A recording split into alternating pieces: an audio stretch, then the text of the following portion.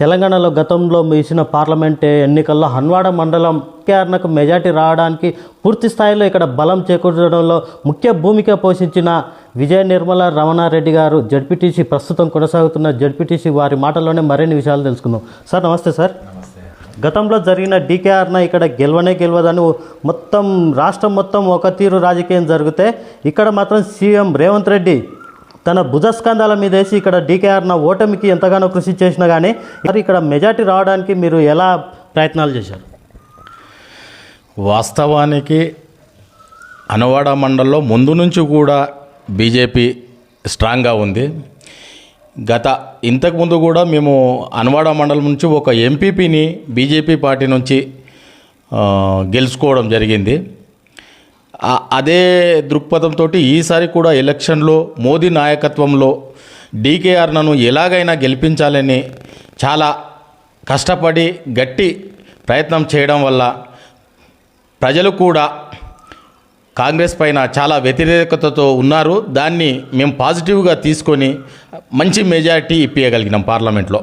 అయితే ఒక పక్క 7 మంది ఎమ్మెల్యేలు, సీఎం రేవంత్ రెడ్డి ఒక్కసారిగా ఈ మొత్తం 7 నియోజకవర్గంలో దండయాత్ర చేసిండనే చెప్పవచ్చు.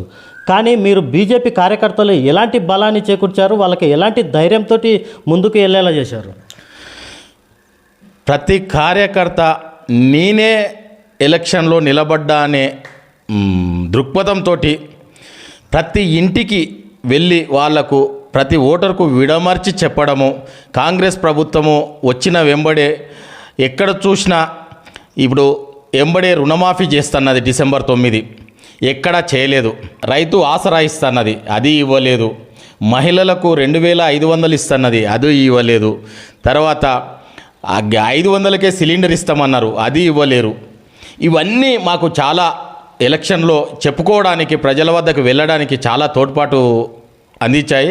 ఇవన్నీ ప్రజలకు వివరించి వీళ్ళంతా మోసము, ఇదంతా ఏదో మనల్ని మోసం చేసి ప్రజల్లోకి వచ్చిండ్రు, ప్రభుత్వం వచ్చింది అని వాళ్ళకు విడమర్చి చెప్పడం వల్ల వాళ్ళు కూడా దీనికి తెలుసుకొని విషయం ఏందనేది క్షుణ్ణంగా తెలుసుకొని బీజేపీని గెలిపించడం జరిగింది. అయితే గతంలో కూడా ఇక్కడ డీకేఆర్ను పెద్ద ఎత్తున కాంగ్రెస్ నేతలు విమర్శించారు. గద్వాల జేజామని, గద్వాల రాజకీయాలు ఇక్కడ తగవని. కానీ ఇక్కడ మాత్రము సంస్థాగతంగా బీజేపీకి కార్యకర్తలు లేరని కూడా ఎంతగానో విమర్శలు చేశారు. అటుపక్క కాంగ్రెస్కు భారీ ఎత్తున కార్యకర్తలు ఉండడం, ఈసారి మళ్ళా డీకేఆర్ను గెలవడం, ఈ గెలుపు మీకు ఎట్లా అనిపిస్తుంది? చాలా సంతోషము. ఒక మహిళ, అది కూడా స్ట్రాంగ్ మహిళ మహబూబ్నగర్ పార్లమెంటు సభ్యురాలుగా ఎన్నికైందంటే మేమందరం పాలమూరు ప్రజలమే చాలా గర్వపడుతున్నాము. ఈ పాలమూరు వాణి పార్లమెంటులో గట్టిగా వినిపించి పాలమూరు అభివృద్ధిలో ఆమె తోడ్పాటు చాలా ఉంటుందని నేను ఆశిస్తున్నాను. మోదీ నాయకత్వంలో ఖచ్చితంగా పాలమూరుకు మంచి నిధులు తీసుకొచ్చి నెక్స్ట్ రాబోయే ఎలక్షన్లలో కూడా ఎమ్మెల్యే కానీ స్థానిక సంస్థల్లో కానీ మేము బీజేపీని మంచి మెజార్టీతో గెలిపిస్తామని ఆశిస్తున్నాం. ముఖ్యంగా మీరు తక్కువ సమయంలోనే జడ్పీటీసీగా ఎదగగలిగారు. మీ రాజకీయ ప్రస్థానం ఎట్లా కొనసాగింది? నేను చిన్నప్పటి నుంచే, అంటే నేను చదువుకునే టైం నుంచే నేను ఊర్లో సోషల్ యాక్టివిటీస్లో ఎక్కువ పాల్గొనేవాడిని.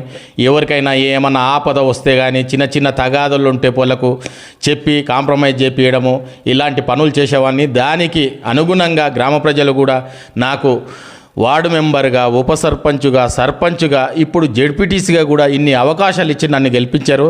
దానికి మా గ్రామ ప్రజలకు కానీ మండల ప్రజలకు కానీ నేను ఎంతో రుణపడి ఉన్నాను. అయితే గత 5 ఏళ్ల బీఆర్ఎస్ పాలనలో కూడా సర్పంచులు కానీ ఎంపీటీసీలు కానీ ఎన్నో ఒడిదుడుకులు ఎదుర్కొన్నారు. కానీ మీరు వ్యక్తిగతంగా ఈ బీఆర్ఎస్ ప్రభుత్వంలో మీరు ఎలాంటి ఒడిదుడుకులు ఎదుర్కొన్నారు?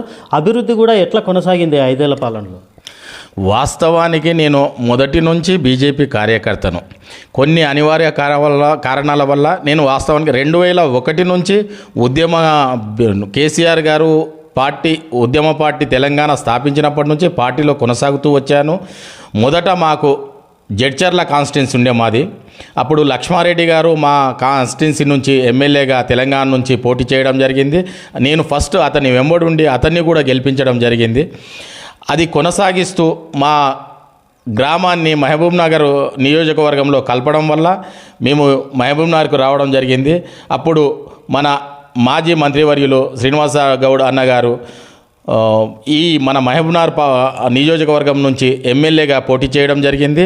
అప్పటి నుంచి నేను అతని వెంబడి యాక్టివ్గా పనిచేయడం జరిగింది.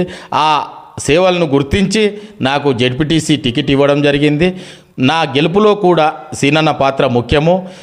తెలంగాణ ఉన్న ఇన్ని గవర్నమెంట్ ఉన్నన్ని రోజులు కూడా నాకు ఎక్కడ ఏ ఇబ్బంది రాలేదు. మాకు మండలానికి అనుకున్న నిధులు ఇచ్చినాము. గ్రామాన సీసీ రోడ్లు వేయించగలిగినాము. గ్రామాన ప్రతి ఇంటికి మంచినీళ్ళు ఇప్పించగలిగినాము. ప్రతి ఊరికి ట్యాంకు నిర్మించగలిగినాము. ఎక్కడ చూసినా నేను వేరే మండలాల్లో చూస్తా, వేరే జడ్పీటీసీలు వెంబడి చూస్తే వాళ్ళ మండలాల్లో నేను అభివృద్ధి మా హన్వాడ మండలంలో జరిగింది. అయితే పెద్ద ఎత్తున కూడా మీకు ఈ ఎలక్షన్స్ అసెంబ్లీ ఎలక్షన్ ముందు కూడా మంత్రి శ్రీనివాస్ గౌడ్ కూడా ఇక్కడ ఎక్కువ ఫోకస్ చేసిండు. ఆ ఫోకస్ టైంలో కూడా మీరు మీ ఎంపీటీసీల మధ్యలో మీ మధ్యలో ఎలాంటి కోఆర్డినేషన్ ఉంటే అభివృద్ధికి కూడా మీరు ఎట్లా సహకరించారు? మా దగ్గర అందరూ బీఆర్ఎస్ ఎంపీటీసీలే, ఎంపీపీ బీఆర్ఎస్ఏ, నేను బీఆర్ఎస్ఏ. మొత్తము ఒకే పార్టీలో ఉండడం వల్ల అభివృద్ధికి ఎక్కడ కూడా ఆటంకం జరగలేదు. అందరి పాత్ర ఉంది దీంట్లో అభివృద్ధిలో. కాబట్టి చాలా చక్కగా అభివృద్ధి చేయగలిగినాం. ఇంకా రాబోయే స్థానిక సంస్థల్లో ఈ పెద్ద ఎత్తున కూడా కాంగ్రెస్ ఇప్పుడు బలపడింది. వాస్తవానికి ఇది తెలంగాణ రాష్ట్రంలో సంస్థాగతంగా కూడా కాంగ్రెస్ బలపడిన నేపథ్యంలో ఇక్కడ బీఆర్ఎస్ కూడా క్షీణించింది. ఈ నేపథ్యంలో రేపు రాబోయే స్థానిక సంస్థల్లో బీజేపీకి ఎలా ఉండబోతుంది గెలుపోవటం? మా మండలం వరకైతే ఇప్పుడు గవర్నమెంట్ కాంగ్రెస్ ఉంది, గవర్నమెంట్ ఎమ్మెల్యే ఉన్నాడు. మన పార్లమెంటు పరిధి అంటే మన మహబూబ్ నగర్ జిల్లాకు చెందిన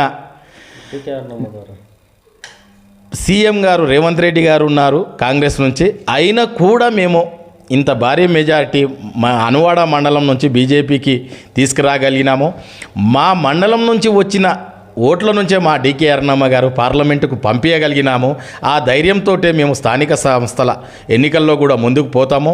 ఖచ్చితంగా మా హన్వాడ మండలాన్ని మళ్ళీ మేము భారతీయ జనతా పార్టీ తరఫున ఎంపీపీ కానీ, జెడ్పీటీసీ కానీ, ఎంపీటీసీలు కానీ 100% సర్పంచులు కానీ అన్నీ బీజేపీ తరఫున చేజిక్కించుకుంటాం. మొత్తానికి దేశవ్యాప్తంగా మోడీ వేవ్ నడిచిన కానీ ఇక్కడ పాలమూరులో కూడా కార్యకర్తలు భుజస్కంధాల మీద వేసుకొని డీకే అరుణని గెలిపించుకున్నారు. ఆమె గెలుపుతో రేపు భవిష్యత్తులో కూడా ఇక్కడ కేంద్ర ప్రభుత్వ పథకాలు ప్రతి గ్రామీణ స్థాయికి చేర్చే విధంగా కూడా ఈ పథకాలను ప్రతి ఇంటికి చేర్చే విధంగా కూడా మేము ఎంతగానో కృషి చేస్తామంటూ కూడా తెలియజేశారు.